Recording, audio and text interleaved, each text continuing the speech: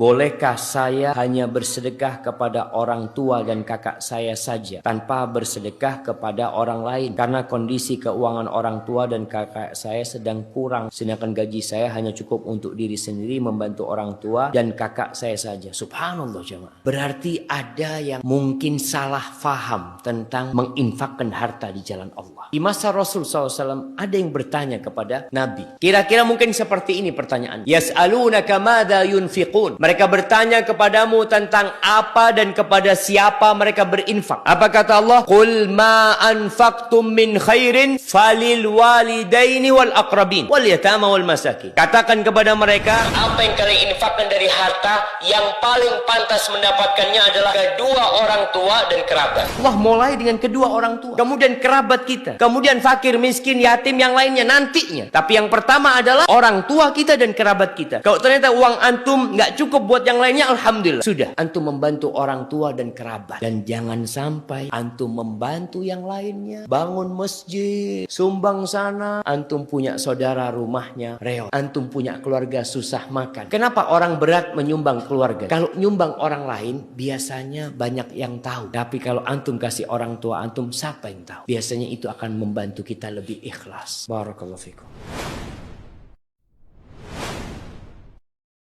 Dan seandainya kita diberi karunia oleh Allah Azza wa Jalla sampai menjumpai beliau berdua lanjut usia, itu adalah karunia yang Allah berikan kepada kita.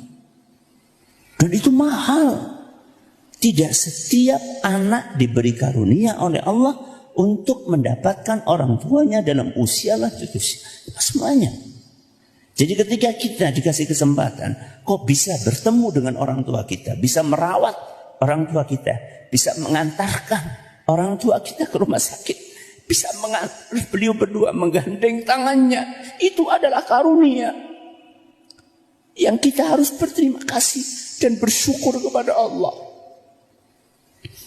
Karena dengan demikian mungkin itu adalah pintu kita untuk ke surganya. Sehingga Nabi kita SAW sampai mendoakan keburukan bagi seorang anak yang menjumpai orang tuanya dalam lanjut usia atau salah satu dari keduanya. Kemudian dia gagal untuk memanfaatkan peluang itu masuk surga. في صحيح البخاري من حديث أبي سعيد قال قال رسول الله صلى الله عليه وسلم إذا وضعت الجنازة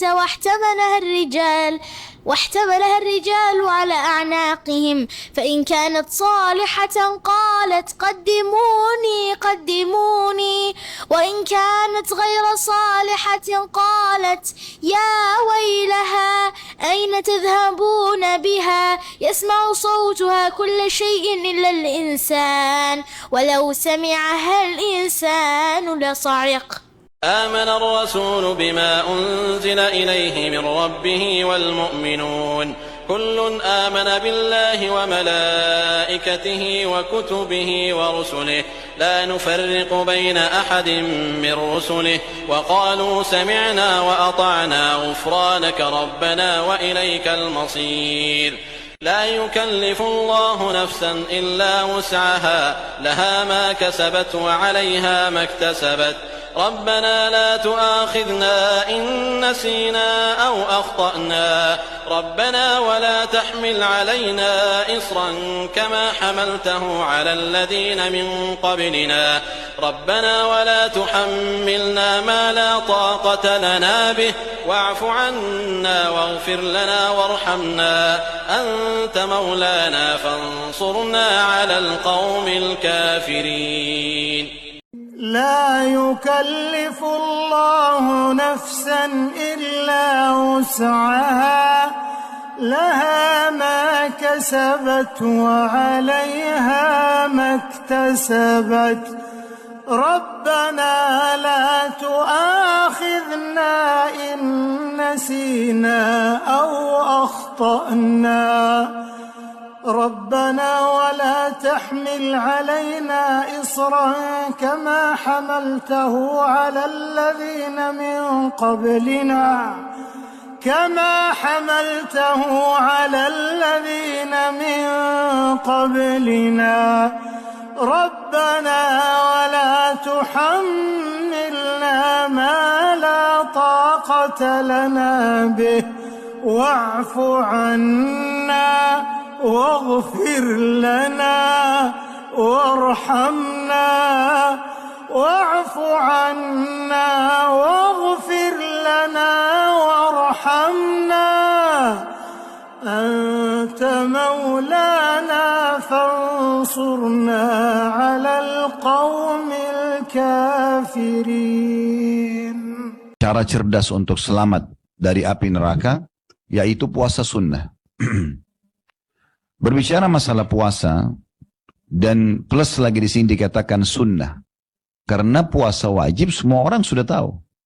Ramadan mayoritas umat Islam puasa, gitu kan? Bahkan yang tidak pernah puasa sunnah pun puasa pada saat Ramadan. Tapi puasa sunnah ini yang banyak dilalaikan oleh orang-orang. Kenapa nggak puasa Senin Kamis? Kan cuman sunnah. Nah, kan sering gitu. Kenapa nggak puasa Ayyamul Bid 3 hari setiap bulan? Kan cuman sunnah. Atau kadang-kadang alasannya duniawi. Saya ada meeting, saya ada tamu, saya ada begini dan begitu, segala macam alasan. Sehingga akhirnya dianggap remeh perbuatan ini. Padahal sebenarnya puasa sunnah ini amal yang luar biasa. Pahalanya sangat besar. Kalau Bapak Ibu dalam kondisi puasa, kemudian datang ajal di saat itu, puasa sunnah, apalagi kalau puasa wajib ya. Misalnya lagi puasa Senin atau puasa Kamis, kemudian meninggal pada saat lagi puasa sebelum azan maghrib, dapat tiket ke surga. Sabda Nabi SAW, man khutima lahu bisiyami yaumin dakhal al-jannah. Siapa yang akhir hidupnya ditutup dengan puasa sehari, maka dia akan masuk ke dalam surga. Ya. Hadis riwayat Al-Bazzar. Dan ini hadis yang sahih. Artinya, kalau kita meninggal dalam kondisi sedang berpuasa, maka